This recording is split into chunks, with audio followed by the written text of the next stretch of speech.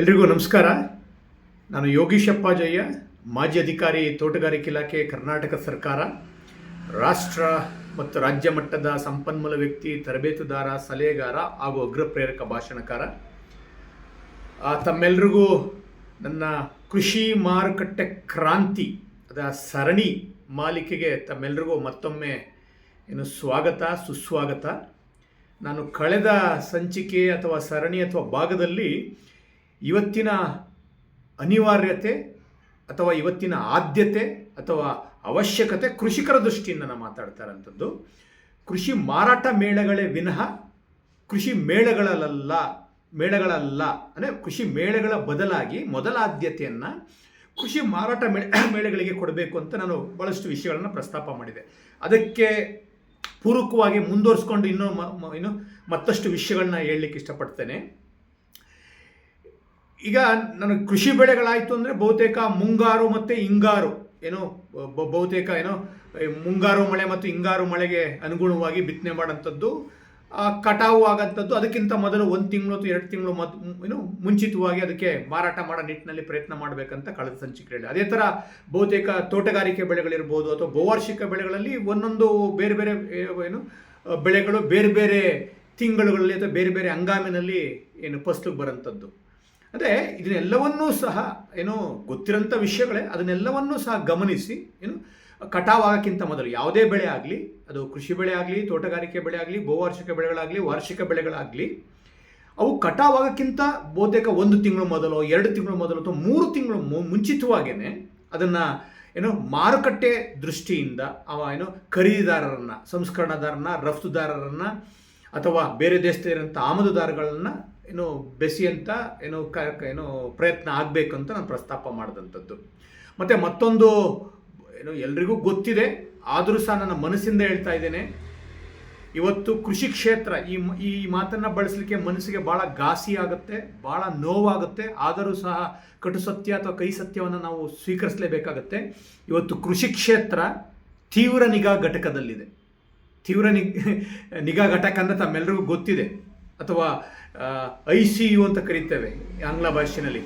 ನಾವು ಯಾರೋ ನಮ್ಮ ನೆಂಟರು ಅಥವಾ ಸಂಬಂಧಿಕರು ಅಥವಾ ಸ್ನೇಹಿತರು ಏನಾರು ಆರೋಗ್ಯಕ್ಕೆ ಸಮಸ್ಯೆ ಆದಾಗ ICUಗೆ ಸೇರಿಸಿದಾರಂತೆ, ICUನಲ್ಲಿ ಇದ್ದಾರೆ ಅಂತ ಹೇಳ್ತೀವಿ ನೋಡಿ. ಆದರೆ ICUಗೆ ಯಾವಾಗ ಸೇರಿಸ್ತೆ ಅಂತ ನಿಮಗೂ ಗೊತ್ತಿದೆ. ಭಾಳ ಪರಿಸ್ಥಿತಿ, ವಿಷಮ ಪರಿಸ್ಥಿತಿ ಬಂದಾಗ ಅಥವಾ ಭಾಳ ಗಂಭೀರವಾದಂಥ ಪರಿಸ್ಥಿತಿ ಇದ್ದಾಗ ಇದು ಮಾಡ್ತಾರೆ. ಹಾಗಾಗಿ ನಾನು ಅದನ್ನು ಎಲ್ರಿಗೂ ಗೊತ್ತಿದೆ, ತಳಮಟ್ಟದಲ್ಲಿ ಸುತ್ತ ಬಂದಂಥ ವ್ಯಕ್ತಿಯಾಗಿ ಹೇಳ್ತಾ ಇದ್ದೀನಿ.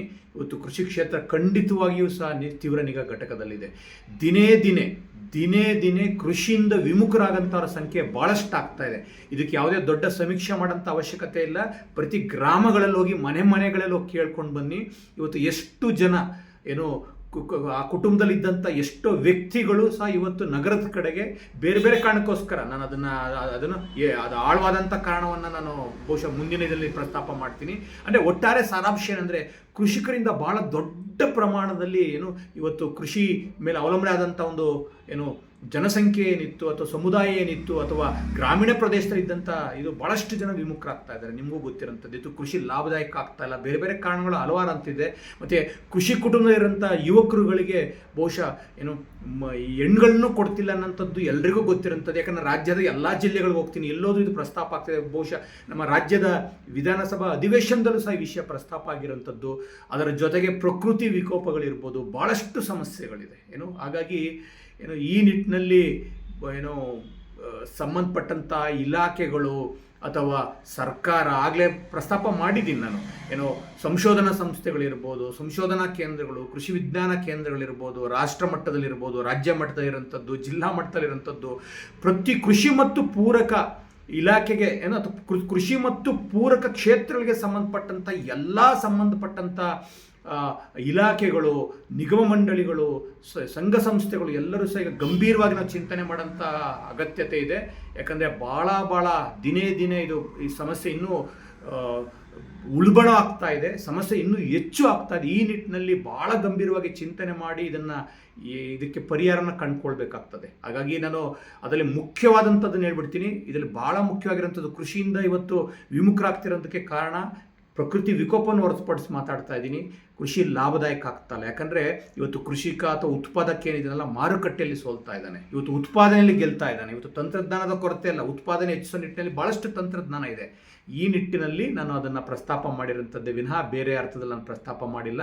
ಹಾಗಾಗಿ ಮತ್ತೊಮ್ಮೆ ನನ್ನ ಮನವಿ ಅಷ್ಟೇ, ಯಾಕಂದ್ರೆ ನಾನೇನೋ ದೊಡ್ಡ ವ್ಯಕ್ತಿ ಅಲ್ಲ ಅಥವಾ ನಾನೇನೋ ದೊಡ್ಡ ಸಂಸ್ಥೆ ಅಲ್ಲ, ನಾನೊಬ್ಬ ಸಾಮಾನ್ಯ ವ್ಯಕ್ತಿಯಾಗಿ ಸರ್ಕಾರದ ವ್ಯವಸ್ಥೆಯನ್ನು ನೋಡಿ ಬಂದಿರೋಂಥವನು, ಅದರಲ್ಲೂ ವಿಶೇಷವಾಗಿ ಗ್ರಾಮ ಸಭೆಯಲ್ಲಿ ಭಾಗವಹಿಸಿ ಹಿಡಿದು ವಿಧಾನ ಪರಿಷತ್ ಅಧಿವೇಶನ, ವಿಧಾನಸಭಾ ಅಧಿವೇಶನದಲ್ಲೂ ಭಾಗವಹಿಸಿದ್ದೀನಿ.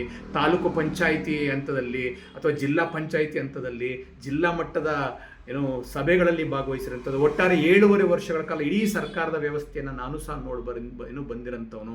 ಬೇರೆ ಬೇರೆ ಕೃಷಿ ಕ್ಷೇತ್ರದ ಸಂಸ್ಥೆಗಳಲ್ಲೂ ಸಹ ಕೆಲಸ ಮಾಡಿ ಬಂದಿರೋಂಥವನು.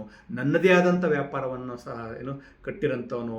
ಸಲಹೆಗಾರನಾಗೂ ಸಹ ತಳಮಟ್ಟದಲ್ಲಿ ಸುತ್ತು ಬಂದಿರೋಂಥವನು. ಎಲ್ಲ ಅನುಭವದ ಆಧಾರದ ಮೇಲೆ ಹೃದಯದಿಂದ ಹೇಳ್ತಾ ಇದ್ದೀನಿ, ಮನಸ್ಸಿಂದ ಹೇಳ್ತಾ ಇದ್ದೀನಿ.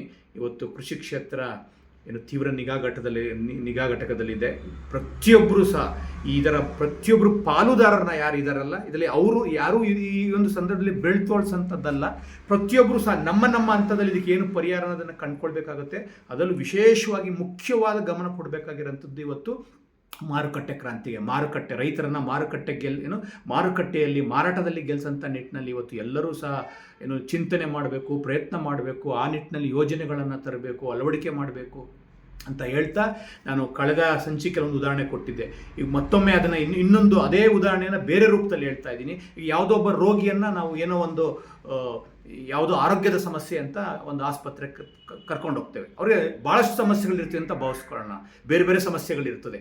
ಹಾಗಾಗಿ ಮೊದಲನೇದಾಗಿ ವೈದ್ಯರು ಏನು ಮಾಡ್ತಾರೆ ಅಂತಂದರೆ, ಯಾವ ಮುಖ್ಯ ಸಮಸ್ಯೆ ಅವರ ಜೀವಕ್ಕೆ ಕುತ್ತು ಬರುತ್ತೋ ಆ ಸಮಸ್ಯೆನ ಮೊದಲು ಅದಕ್ಕೆ ಪರಿಹಾರವನ್ನು ಅದಕ್ಕೆ ಉಪಚಾರ ಕೊಡೋಂಥದ್ದಕ್ಕೆ ಪ್ರಯತ್ನ ಮಾಡ್ತಾರೆ. ಆ ನಂತರ ಬೇರೆ ಬೇರೆ ಸಮಸ್ಯೆಗಳೇನಿದೆ ಅದಕ್ಕೆ ಉಪಚಾರವನ್ನು ಮಾಡ್ತಾರೆ. ಅದೇ ನಿಟ್ಟಿನಲ್ಲಿ ನಾನು ಹೇಳ್ತಾ ಇರೋಂಥದ್ದು. ಇವತ್ತು ಭಾಳಷ್ಟು ಸಮಸ್ಯೆಗಳಿದೆ, ಪಟ್ಟಿ ಭಾಳ ದೊಡ್ಡ ಇದೆ ಇವತ್ತು ಕೃಷಿ ಕ್ಷೇತ್ರದಲ್ಲಿರುವಂಥ ಸಮಸ್ಯೆಗಳು. ಆದರೆ ಮೊಟ್ಟ ಮೊದಲ ಸಮಸ್ಯೆ, ಭಾಳ ಗಂಭೀರವಾದಂಥ ಸಮಸ್ಯೆ ಮಾರುಕಟ್ಟೆ ಸಮಸ್ಯೆ. ಈ ನಿಟ್ಟಿನಲ್ಲಿ ಬದಲಾವಣೆಗಳಾಗಬೇಕು, ಯೋಜನೆಗಳು ಬರಬೇಕು, ಚಿಂತನೆಗಳಾಗಬೇಕು, ಅಳವಡಿಕೆ ಆಗಬೇಕು ಅನ್ನೋಂಥದ್ದೇ ಒಟ್ಟಾರೆ ನನ್ನ ವಿಚಾರಗಳನ್ನ ಹಂಚ್ಕೊಳ್ತಿರೋಂಥ ಸಾರಾಂಶ. ಈ ನಿಟ್ಟಿನಲ್ಲಿ ಸಂಬಂಧಪಟ್ಟಂಥ ಎಲ್ಲ ಇಲಾಖೆಗಳು, ವಿಶ್ವವಿದ್ಯಾನಿಲಯಗಳು, ನಿಗಮ ಮಂಡಳಿಗಳು, ಸಂಘ ಸಂಸ್ಥೆಗಳು ಚಿಂತನೆಯನ್ನು ಮಾಡಿ ಎಲ್ಲೋ ಒಂದು ಕಡೆ ಒಂದು ಪ್ರಯತ್ನ ಮಾಡಲಿ ಅಂತ ಹೇಳ್ತಾ, ಹಾಗಾಗಿ ನಾನೇನೋ ದೊಡ್ಡ ಸರ್ವಜ್ಞ ಅಂತ ಅಲ್ಲ. ಬಹುತೇಕ ಆಸಕ್ತಿ ಇರೋಂಥ ಇಲಾಖೆಗಳಿರ್ಬೋದು, ನಿಗಮ ಮಂಡಳಿಗಳಿರ್ಬೋದು, ವಿಶ್ವವಿದ್ಯಾನಿಲಯಗಳಿರ್ಬೋದು, ಸಂಘಟನೆಗಳು ಬಹುತೇಕ ಈ ನಿಟ್ಟಿನಲ್ಲಿ ಏನಾದ್ರು ನೀವು ಸಭೆ ಸಮಾರಂಭಗಳೇನಾರು ಇದ್ದರೆ ಅಥವಾ ಚರ್ಚೆ ಮಾಡಲಿಕ್ಕೆ ಏನಾರು ಇತ್ತು ಅಂದರೆ ಬಹುಶಃ ನನ್ನನ್ನು ಸಹ ಆಹ್ವಾನ ಮಾಡಿದ್ರೆ ನನಗೆ ಗೊತ್ತಿರೋಂಥ ನಾನು ಪ್ರಾಯೋಗಿಕವಾಗಿರೋಂಥ ಅನುಭವದಲ್ಲಿ ಒಂದು 2-3 ವಿಷಯಗಳನ್ನು ಅಥವಾ ನಾನು ಸಹ ನಿಮ್ಮೊಂದಿಗೆ ಹಂಚ್ಕೊಳ್ಬೋದು ಅಂತ ಹೇಳ್ತಾ ಈ ಒಂದು ಸಂಚಿಕೆಯನ್ನು ಇಲ್ಲಿಗೆ ಮುಗಿಸ್ತಾ ಇದ್ದೀನಿ. ಎಲ್ರಿಗೂ ನಮಸ್ಕಾರ.